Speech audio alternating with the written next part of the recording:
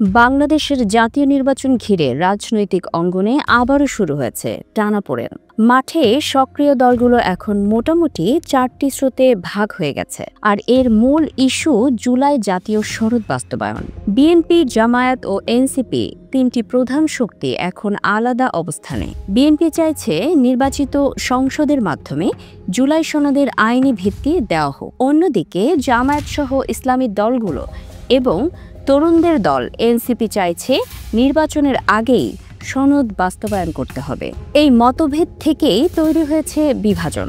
BNP বলছে ঐকমত্য কমিশনের আলোচনার মাধ্যমেই সমাধান সম্ভব, কিন্তু জামায়াত রাজপথে নেমে সনদ বাস্তবায়নের দাবিতে আন্দোলন চালিয়ে যাচ্ছে।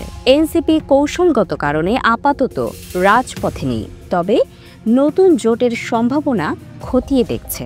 রাজনৈতিক বিশ্লেষকরা বলছেন, এমন পরিস্থিতিতে যদি বিএনপি, জামায়াত ও এনসিপির মধ্যে দূরত্ব বাড়ে, তবে রাজনৈতিক অস্থিরতা আরও বাড়বে। অন্যদিকে অন্তর্বর্তী সরকার ও ঐকমত্য কমিশন চায় সবাই মিলে জুলাই ঐক্যের ভিত্তিতে সমাধান খুঁজে বের করা। প্রশ্ন এখন একটাই, ফেব্রুয়ারির আগে কি এই বিভাজন দূর হবে, নাকি নির্বাচনকে ঘিরে আরও বড় রাজনৈতিক অস্থিরতা জন্ম দেবে? সময়ই তার উত্তর দেবে।